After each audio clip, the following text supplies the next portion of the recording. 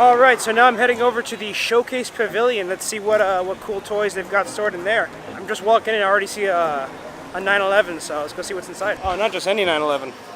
This is a 911 slant nose. These are very rare. Look at this. Pop-up headlights with this 3.3 liter 6-cylinder engine. The massive whale tail spoiler.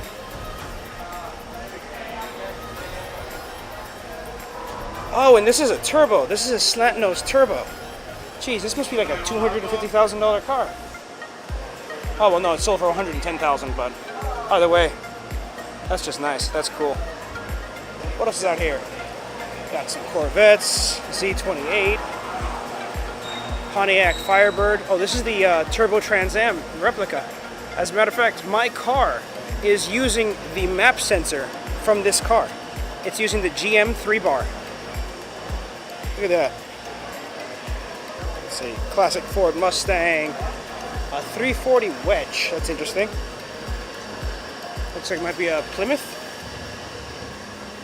Let's see, many beautiful Mustangs here. This one sold for $95,000. What's a 65 convertible? Gosh. Oh, this is a K-code convertible, vinyl bucket seats. Has a 289 with a 4-speed manual and a Ford 9-inch rear end. That's extraordinary. Is this what I think it is? This is a 1987 Mercedes-Benz 190 custom sedan. Okay, so this is a 97 190E. This is an 87 190E with a 97 3.2 liter inline 6 engine with a 5-speed manual, and it's all race card out. So this is cool. This looks like it just came out of a DTM race. Whoever had this car did a very good job with it. Look at that.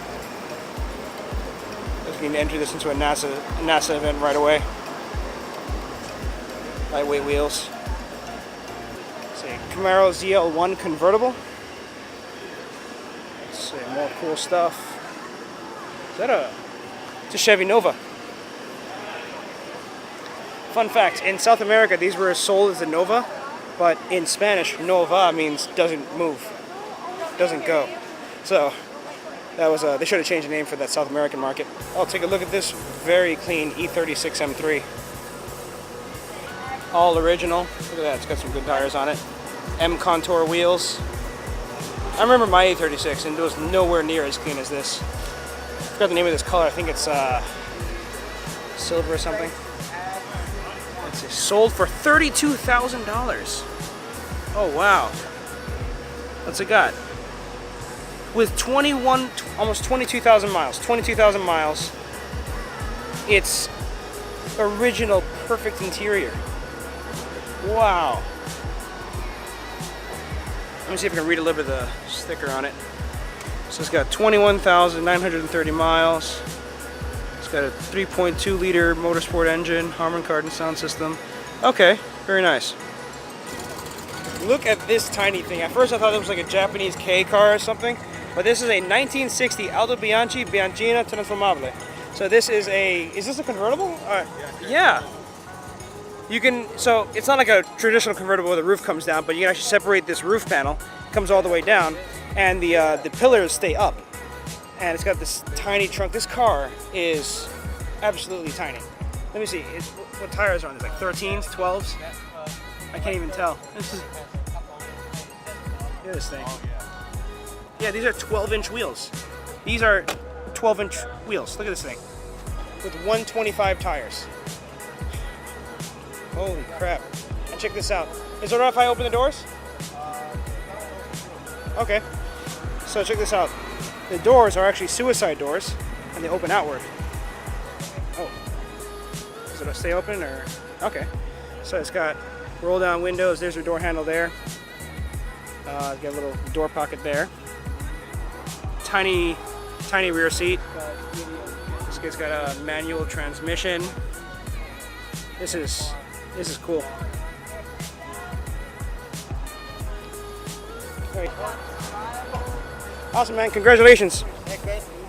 All right, so I'm in some other building. They have other exhibitors here. And they've got a couple of more show cars out here, so I'm just gonna walk around and see what kind of crazy stuff is out here.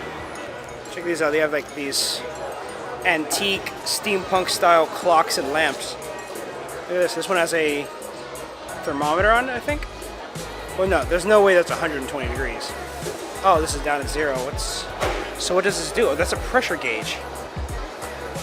I'm not sure what this does, but this is pretty cool. So we have these pipes and lamps and stuff. She's got a propeller blade on it. Ooh, we got some exotics. All right, so we got a 2016 Dodge Viper ACR. Let's see, another Dodge Viper. And what is this thing? Is this a GTSR or something? 2010 Dodge Viper Hennessy Venom. Yeah, it looks a little more sleek than a standard Viper. It's got an SRT 10. It's got this big whale tail spoiler on the back. I mean, to begin with, this generation Dodge Viper as a coupe is very rare. I almost always see them as convertibles. And unfortunately, the tag is a little too far away. So it's got the Hennessy Viper Venom. I'm just going to try to read it for you. Hennessy Viper Venom 1000 Twin Turbo is an upgraded version of the Dodge Viper. And it's got all kinds of cool stuff. Sold for $87,000. So this is a twin turbo 1,000 horsepower Viper. This thing is ridiculous. 1983 Ferrari 512 BBI. Here's, I think this is a Dino 246 in resale red. Rosso Corsa. I believe this is a Testarossa, 1986. And check this out. It has one mirror, one side view mirror, and it's just bolted to the A-pillar. It's kind of bizarre. And this one too. This is also a Testarossa, and the mirror is just, it's on the, oh, it's in that little side view mirror thing, side view window. So I believe on these cars, these Ferraris, the side view mirrors were actually a factory option, or it might have been like a dealer installed option. And you could basically just put it wherever you want. You could put it on the fender, you could put it on the door, you could put it on the A-pillar like that car. And it's a little bizarre to see them like that. But hey, what are you gonna do? So this one was sold for $90,000, and this one sold for $95,000. Interesting. All right, there's a few more exotics out here. There's an underground racing Lamborghini. This is a twin turbo Lamborghini with probably a lot of horsepower. So this is a 2013. Oh my gosh, this has 1,800 actual miles. Has bits of carbon fiber everywhere. 6-speed automatic. You know, being that the 6-speed E-gear transmission. And currently, it's on a Motec engine management system and making 1,150 horsepower. And if you bump it up to race gas, it'll make 1,250 horsepower. So that's just nice. Look at that. Carbon ceramic brakes. I think this might be a Superleggera. And over here is a Lamborghini convertible, Gallardo convertible. McLaren MP412C. A yellow Ford GT. This one might be the twin turbo one that I saw a while back. It's impossible to read that label there, but man, whatever. And over here is the Aston Martin Vanquish. Look at this. Oh, you know what? This might be the car that I saw at Autosport Group a while back. So it's been sold. It's gone. Nice. So I'm here at Forgeline, and they have an exhibition set up here at Barrett Jackson, and I'm checking out their Carbon Forge series. So they have their aluminum wheels here, and they have their carbon wheels here. And these are carbon fiber barrels with aluminum faces right here, the 2-piece wheels. And these are light as a feather. So this is a 22 by 11, and a normal aluminum wheel might weigh like 22, 23 pounds. These weigh 16 pounds. And remember, each pound you take off has the effect of taking off 1.5 pounds of mass off the car, because you're taking rotating mass off of the car. So here they actually have a barrel, and this is light as a feather. It's just like This weighs like nothing. Look at my finger. Look at that. This weighs like nothing. See the bolt holes there? It's all carbon fiber. So pound for pound, carbon fiber weighs, well, density-wise, carbon fiber weighs 40% less than aluminum. So it just looks really, really cool. And if you roll up in these, pretty much nobody else is going to have a set. So these wheels are about 15 grand for a set. The only other company that I know, let's see, I know ADV1 is also making wheels that are like these, but these are, I think, a bit different than the ADV1 setup. Now, if you're interested in finding like a full carbon thing, I know the Carbon Revolution has a set, but those are like 20 grand, so, you know. And plus, their wheels are a little more simple because, you know, you just have to work around the limitations with carbon fiber. So I like this setup because it gives you more flexibility and more customizability in your wheels, as opposed to the more simplistic carbon fiber wheels that are out there. So cool. Hey, so this is John at Forge Line, and we're going to talk about the wheels a little bit.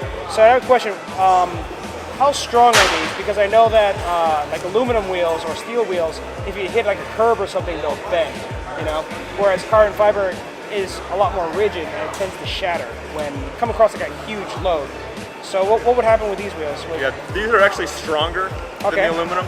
Okay. We've done a lot of testing to it, and right. the guy that actually built these, Colin from Emergent, he spent years developing this technology. It's a proprietary technology that he's using to build these. Right. And he does several things a little different. He's got his own resin formula that he's using. He's using a larger weave than normal. He's doing some things with the autoclave that are different that I don't understand. Okay. But his process is extremely strong. Right. And when he came to us and we started working with him, we started doing some of our own testing, one of which included a press crush. Right. So we put the barrel, a carbon fiber barrel in a press, we put an aluminum barrel in a press, right, and we cranked it up until stuff broke. Right. We originally expected that the carbon barrel would probably fail at roughly the same time as the aluminum barrel. Right. And it way exceeded it. When the aluminum barrel failed, the carbon barrel was making noises, but it was basically a giant spring. It would just spring back into position. Okay. So we eventually kept going, and we did eventually get it to crack, but it took significantly more force than what it took to fail the aluminum barrel. We call them... Hey, what's going on, man? Talk about carbon fiber wheels. So we call them CF for carbon forged, and then there's the 201 model, 202, 203, 204, 205, 206. Right. The 206 happens to be a 6-lug, 12-spoke 6-lug wheel made specifically for the Dodge Viper. Okay. The very first customer that bought those, a guy named Brian out of Pennsylvania, came to Dayton to pick them up. Right. On the way home to Pennsylvania, drove through Columbus, saw the world's biggest pothole. All right. Off to the side of the road was a whole bunch of cars that had already hit that pothole and broken their aluminum and steel wheels and were stranded. Brian hit it, broke his carbon forged barrel, but it held air enough for him to drive back to Dayton. Right. We took it off the car, sold him a new replacement barrel, put it all back together. He drove back home to Pittsburgh. Wow. So, you know, they're strong enough that impacts that kill a normal wheel won't kill these. It takes a very significant force, and if you hit something hard enough to destroy one of these carbon forged barrels, it doesn't matter what wheel you had. You were done no matter what. Right. So I'm guessing that you will either blow out a tire or destroy the center before you realistically damage. Realistically, that's probably a good point. You're probably going to destroy tires before you destroy barrels. Awesome, man. Well, thank you. Thank you. Catch you later. Hold on. Okay, so he's gonna drop the wheel. Something that would normally break or bend a wheel. He's gonna drop the barrel on the ground. Ready? Perfectly fine. All right, guys, it's about 4 o'clock. Day's winding down. Events are pretty much over, so we're gonna be heading out real soon. So if you like that, be sure to subscribe, hit like, leave a comment if you have a suggestion or a question for me. So thanks, guys. Catch you later. Peace.